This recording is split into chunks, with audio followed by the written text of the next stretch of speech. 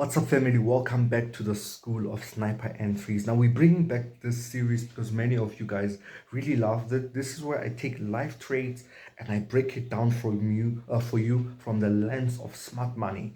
So in this video, that's exactly what I'm gonna do. And now, uniquely, I also coded something that make sure that I get the same entries as I would get them with smart money, just with less effort. So I'm also going to show you that aspect. I took this trade on US30. There you go here on your screens. Looks absolutely beautiful. And now we're just going to jump on the chart and I'm just going to break it down for you. And hopefully by the end of this video, you can also spot the very same setups that I was able to spot in this video. God bless you. Let's jump on. Okay, family, so we're on the chart right now on US30 H4 time frame. This is where I am now. I want to just break it down to you for, or rather by structure, right? And as you can see, US30 has been quite bearish. As you can see, man, we've been forming lower highs and lower lows and all of this. It's been quite evident that we're actually forming this. Okay, now as you can see, why I'm drawing this line, as you can see, this was the last lower high that made sure that this trend was broken or was validated further to show us that we're still in a downtrend. Now, I like to use such zones as supply zones. They're quite good in terms of mitigation, and that's exactly what I did. So I therefore marked this zone as a zone that I want to trade from. Okay, but as I was just getting to analyze this, right, when we go into the daily time frame, we can see something. This is a rejection supply. We can actually get to see that here. It's a rejection supply. So we call it rejection order block uh, in our mentorship program. We can see it as well from the daily. This is a beautiful rejection zone over here. So that's exactly what I wanted to take it, or to sort of refine it into. And when we went into the 4H time frame, that's exactly what I identified. I just took exactly that rejection or a block that we have over there. But now, my concern, and many people's, or rather many beginners, they try to predict instead of trying to react. The best trading comes when you react what the market is doing, where you get confirmation of candlesticks, then therefore that's how you take the trade. So once this market touched into this, I was not concerned about getting a sniper entry. The moment you move away from being obsessed about sniper entries, that's the beginning of you being profitable as a trader, because you're only concerned about getting a good entry that will result into a good risk reward ratio where you get your money in the markets. So that's exactly what I wanted. It touched that. Let's just label it nicely there. Rejection order block. Now I went all the way to the 5 minutes lower time frame, and I wanted the market to I wanted to get just a good entry, not sniper, but where I can just have a smaller stop loss. So let's just push back. So as I could see it had a touch there. I had to wait for it. I mean, it went in and touched, sold, kept on selling. And okay, I wanted the market to sort of give me a change of character. And that's what I had over here. So this was a nice, beautiful change of character on the 5 minutes time frame. We can see that. Once it did that, we can see it just slightly sold. I was not confident about that. If we can actually go into the 15 minutes, this is just a spike. Therefore, I waited for another break of structure being just a continuation of structure. There we go. Okay, this is a very clear, evident break of structure. So I'm quite now sure that we are now gonna begin to sell, unlike what it was just doing over here. Okay, it gave us a higher high, a higher low. Again, it did the same thing. It was not showing signs of reversals on the 5 minutes time frame. So what I simply do, I take a higher time frame zone and then go all the way to the lower time frame to really get a now more refined entry, not necessarily sniper, just a refined entry. And of course, on the higher time frame, this looks like a good sniper entry.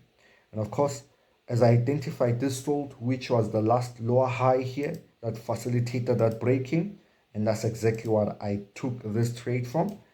This was the last lower high.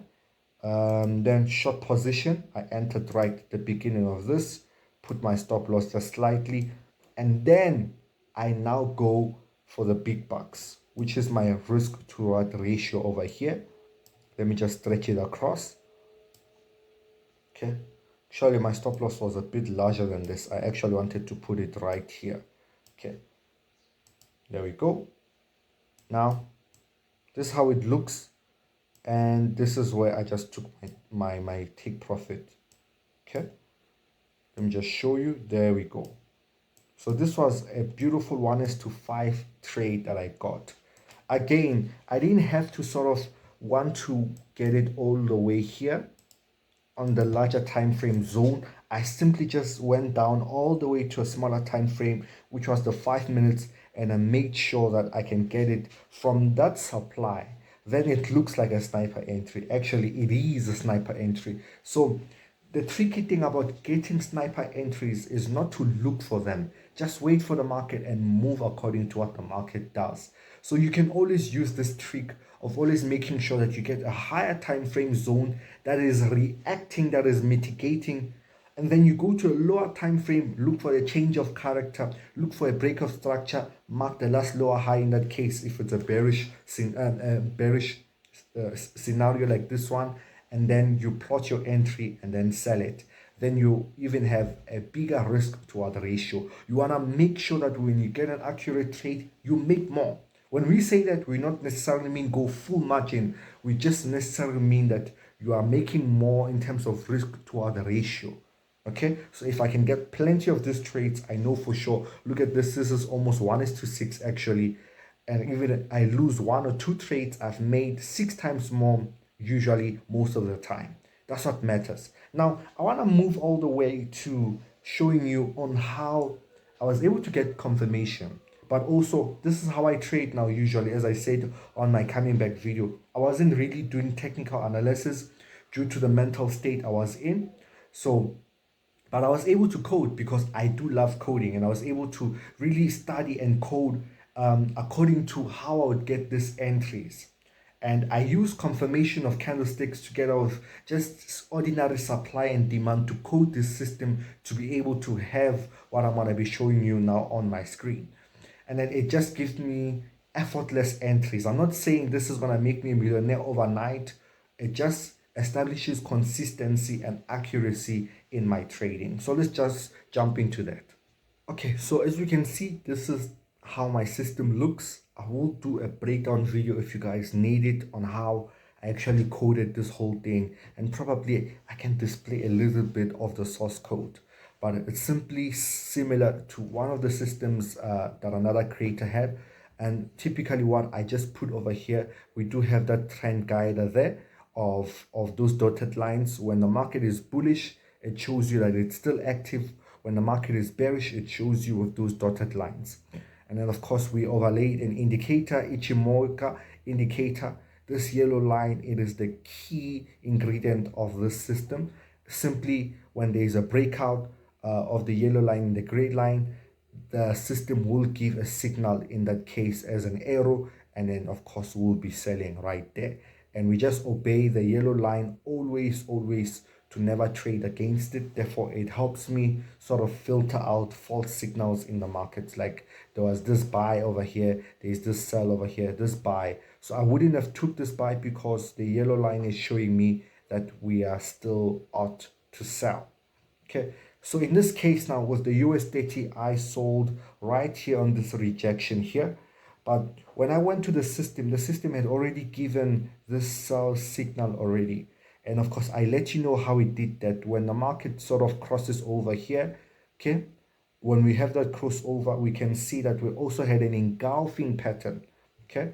And why did it give us an engulfing pattern at that time? We have a supply here, the market touched that supply with an engulfing pattern, and therefore it was able to give me that signal. That's how it's coded. I coded it with the utmost simplicity. Now that qualifies for an entry. On my end, of course, having more confirmation, smart money, I was waiting for that lower time frame entry, and I was able to take that trade there. I will show you again that screenshot because I'm out of this trade. Let me just show you. There we go. So I got in right here and I've been holding ever since to just take profit and this lower low. So as you can see, this was an absolute banger. Now, if someone had this system, they would have done it effortlessly. They don't have to, do the nitty gritties of going to a higher time frame, then go to a lower time frame, wait for this change of character. They can just simply be on the H1, wait for a signal to come in, uh, that still obeys the rules of the system. It's less rules, less checklist compared to more of traditional technical analysis.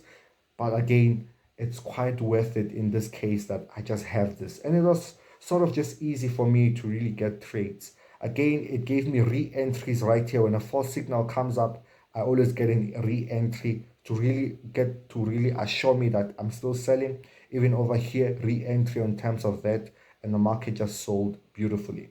So that's it, guys, for this school of entries. I hope you guys love this kind of episodes. I'm gonna drop another one tomorrow, guys. But the key takeaway from the technical analysis side, if you go into the higher time frame, wait for a rejection, or rather a reaction of the market, then go to the lower time frame, look for change of character. I'm telling you, you're good. Again, it can always be done from another perspective, which is effortlessly. We're not saying this is 100% the holy grail of trading. It's just a small project that I was working on, and it seems to be quite successful. So, but anyway, God bless you. I will see you guys on the next episode, and I'm signing out.